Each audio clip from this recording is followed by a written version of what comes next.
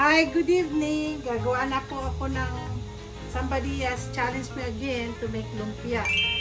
One is a lumpiang pritong lumpia and one is a pritong sariwa. For now, I'm making a lumpiang toge. So, I'm gonna start doing it now. Kailangan ko lang ng oil.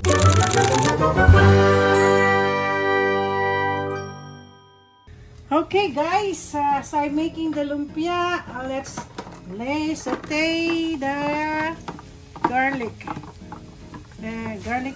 Garlic fresh from the what do you call this? From my garden. Smells good again. So we'll put the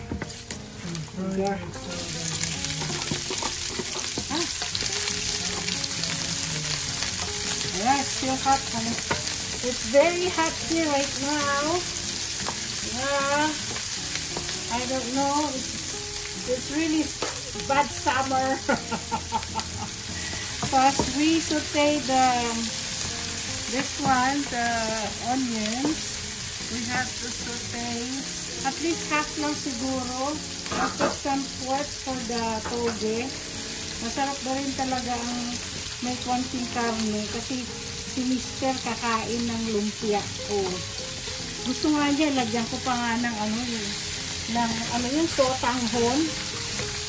Oo, sotanghon gusto niya.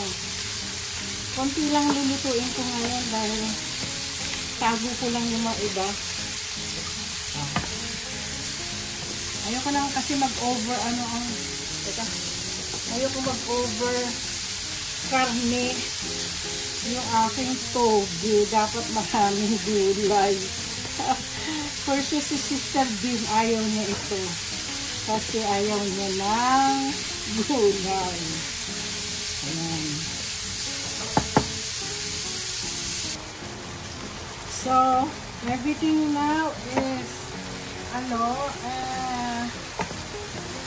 I'm not gonna put too much fillings kasi parang lagyan natin ng carrots ang aking lumpia.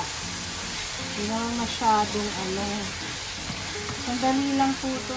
Siguro lagay mo na tapos isang lang toge. Ay, madami kaya ito. Lagyan natin toge. Ay, dami ha. Madami na naman po ako nabili. Alam nyo kasi takot ako sa kulang. Mas maganda daw ang sobra kaysa sa kulang. Oo. Hindi maganda yung nabibitin ang mga tao. Pero gagawa ko uli ng toge. Sana huwag konti lang na pates. Konting pates. Ayoko naman siya. Magamit kaya pates. Oo. So ito muna ang aming sahog hindi ako pwede maglagay ng toyo kasi ang asawa ko allergic ko siya. So okay na yan, luto na yan, okay na to. Tapos paanihin ko yan, dry ko siya. Lamigin ko muna at patanggalin ng mga liquid. Talagang dry na dry po siya. Gusto ko po siya dry na dry para hindi po dumikit sa lumpia wrapper. Okay guys, I'm making the lumpia wrapper. I usually use this kind of wrapper because may ganito nga.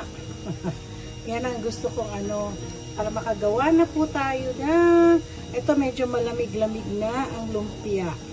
Naku, laki na naman kasi kami na naman nakakain lang. So ganun po ako, ayoko ng maliit lang. Gusto ko malaking-malaki. At ginagawa ko minsan, hindi naman masyadong pero ginagawa ko, dinadalawa ko po yan. 2 beses. Yan. Kaya ano ba yan? Para, para maluto. Ano ba yan? Ganyan ka dyan ka. So, gagawa po ako ng lumpia. Yan yung aking lumpiang toge.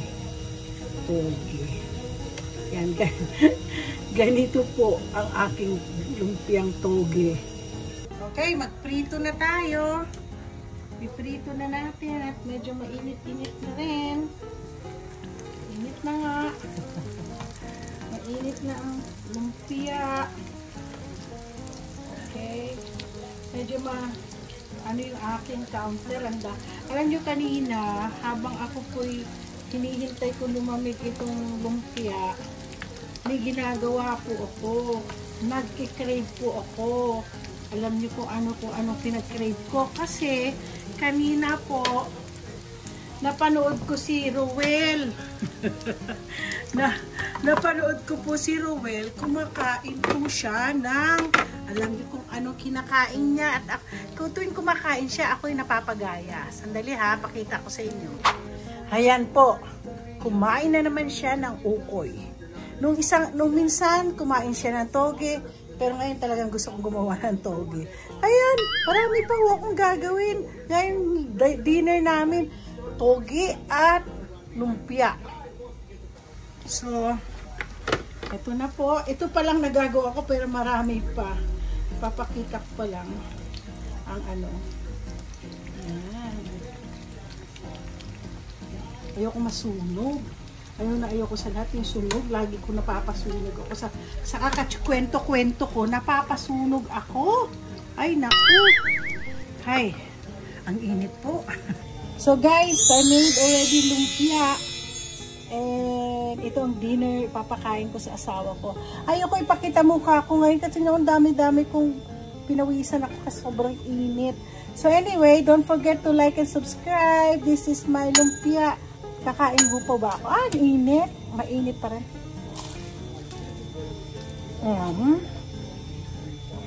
Masarap.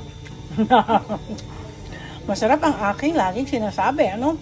Pero gusto ko ito with suka. So anyway, don't forget to like and subscribe. Salamat!